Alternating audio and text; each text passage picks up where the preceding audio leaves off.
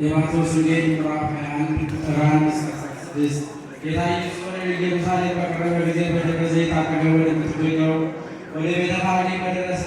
ያን ጊዜም ከደቀ መዛሙርቱ ሁለቱን ላከ፣ እንዲህም አላቸው፣ በፊታችሁ ወዳለችው አገር ሂዱ። ያን ጊዜም ከወደቀችው ጋር የታሰረች አህያ ታገኛላችሁና እንደዚህ ታደርጋላችሁ የሚላችሁ ቢኖር ጌታቸው ይሻራል በሉ። ያን ጊዜም ይሰጣችኋል።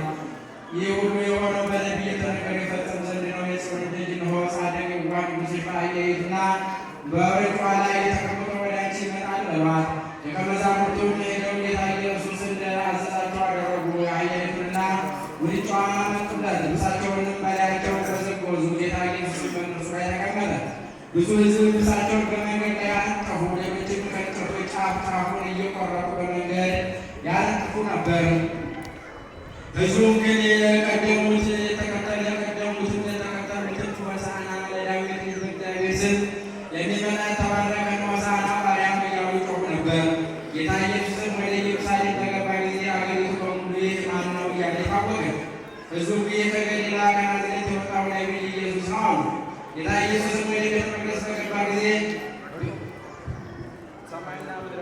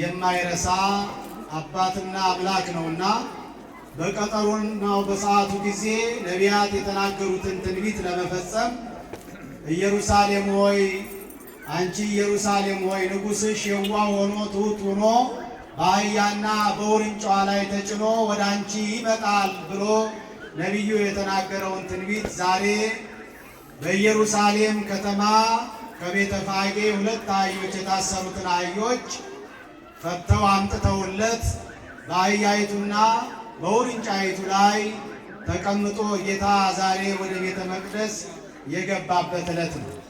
ወደ ቤተ መቅደስ ሲገባ ደስ ያላቸው ሰዎች ነበሩ። ሆሳዕና እያሉ ቅድም እናንተ እያመሰገናችሁ እኛም እያመሰገን እግዚአብሔርን እያመሰገን ሆሳዕና እያል መድኃኒት እያል ለዳዊት ልጅ መድኃኒት መባል ይገባዋል እያል እሱ የነፍስንም የሥጋንም ቁስል የሚያድን እውነተኛ ባለመድኃኒት ኢየሱስ ክርስቶስ ወደ ኢየሩሳሌም ሲገባ ቅድም ያያችኋቸው ከፊት ቀድመው ሕፃናቱ አመስግነውታል። በዚህ ዕለት የከፋቸውን ሰዎች ነበሩ። እግዚአብሔር ሲመሰገን ለምን ታመሰግናላችሁ? ሕፃናቱ ከ80 ቀን ልጅ ጀምሮ የ2 ዓመትና ከዛ በላይ የሆኑ ሕፃናት አፍ አውጥተው ዝማሬ ለእግዚአብሔር ሆሳዕና ብለው ያመሰገኑበት ዕለት ነው። አይሁድ ግን ከፍቷቸው ነበር። እግዚአብሔር ሲመሰገን ቀጠሮው ሲደርስ የሰይጣን ቅጥር ሲፈርስ በጣም ከፋቸው። ድነት ሊፈጸም ስለቀረበ ሰይጣን ከነሰራዊቱ ሊባረር ስለደረሰ ይሄ ስላስደነገጣቸው በጣም ተቀይመው ነበርና ሕፃናቱን ገስጻቸው አሉት። ዝም እንዲሉ አድርጋቸው አሉት። ጌታ ግን እንዲህ አላቸው፣ እናንተ ሕፃናቱን ብትከለክሏቸው እነዚህ የቢታንያ ድንጋዮች አፍ አውጥተው ያመሰግኑኛል። በእውነትም አመስግነዋል። ሆሳዕና ብለው ድንጋዮቹ፣ እጽዋቱ፣ ቅጠሎቹ እግዚአብሔርን ያመሰገኑበት ለሰው ልጅ ድህነት የተባበሩበት ዛሬ የበረከት ቀን ስለሆነ እኛም ከኃጢአት ማሰሪያ የተፈታንበት የምንፈታበት ስለሆነ ይህ በዓል ትልቅ በዓል።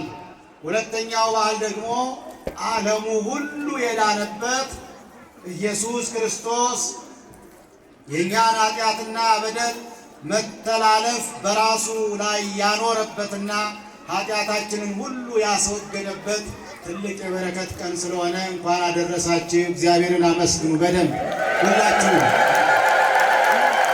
ይህ ቀን የተለየ ቀን ስለሆነ እንግዲህ ሁላችንም ድህነት ያገኘንበትና ከሰይጣን እስራት የተፈታንበት ሞት በክርስቶስ ሞት የተገደለበት ኃጢአትና ሞት የተሸነፈበት ዕለት ነው በሁለተኛ ደረጃና ይህ ተደራራቢ በዓል ነው። ዛሬ መጣችሁ ያስቀደሳችሁ፣ ቅዱስ ሥጋውን ክቡር ደሙን የተቀበላችሁ፣ ጠበል የጠጣችሁ፣ ምስጋና ያቀረባችሁ ሁላችሁም ያገኛችሁት በረከት እጥፍ ድርብ ነውና እንኳን ደስ ያላችሁ። እግዚአብሔርን አመስግኑ።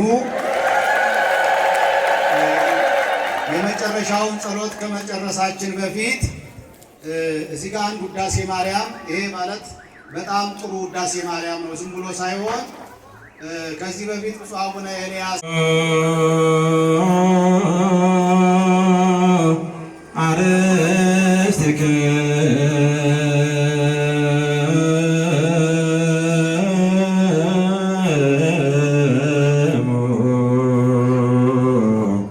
ቅድመ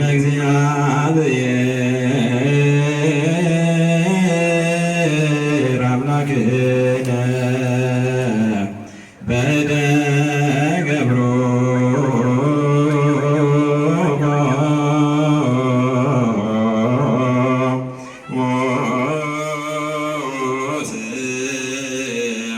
ከመ ይባርክሙ አሜን። እግዚአብሔር ይባርከን ወይሰን። አቤቱ ጌታ ሆይ ሕዝብህን አድን፣ ካህናቱንም አክብራቸው። አቤቱ ጌታ ሆይ ሕዝብህን አድን፣ ርስትንም ባርክ። አቤቱ ጌታ ሆይ ሕዝብህን አድን፣ ርስትንም ባርክ። ጠብቃቸው፣ እስከ ዘላለሙ ድረስ ከፍ ከፍ አድርጋቸው። በአንድ ልጅ በጌታችንና በአምላካችን በመድኃኒታችን በኢየሱስ ክርስቶስ የዋጃት ቤዛም የሆንካት ቅድስት ቤተ ክርስቲያንን ጠብቃት።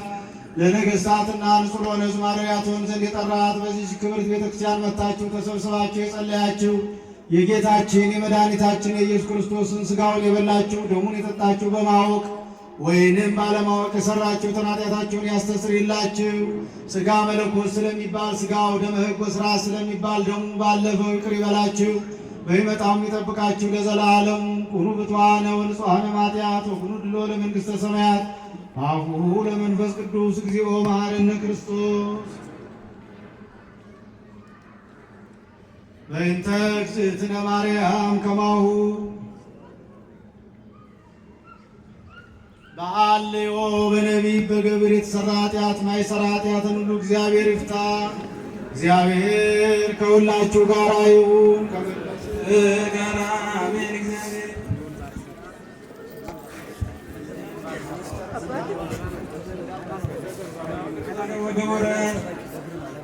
ጸጋ